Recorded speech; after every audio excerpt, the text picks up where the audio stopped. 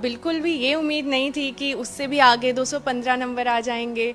Dr. Apala, who recently secured a brilliant ninth rank in her UPSC exam, has now broken all records. She secured the highest marks anyone has ever scored in the UPSC interview round.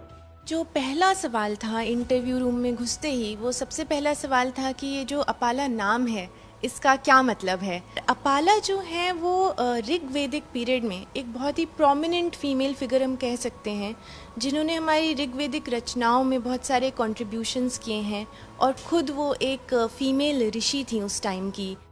But as she stepped in for the interview, she was in for a surprise.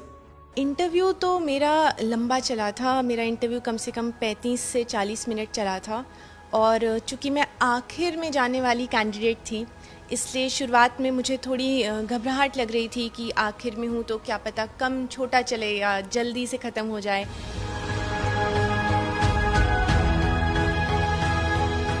Interview की तैयारी तो मेरी काफ़ी ज़्यादा थी और जब interview दिया तो भी मुझे अच्छा लगा था। तो मेरे फादर बार बार बोल रहे थे, चूँकि अब तक का हाईएस्ट मेरे दिमाग में था कि 212 नंबर हैं, तो मेरे फादर बार बार बोल रहे थे कि 212 नंबर आ जाएंगे।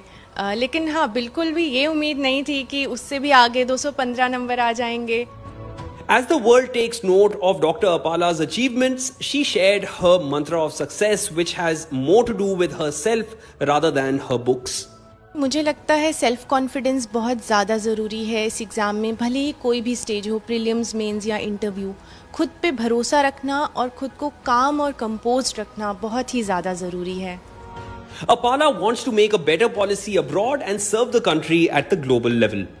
When I think of you, I think of my country too.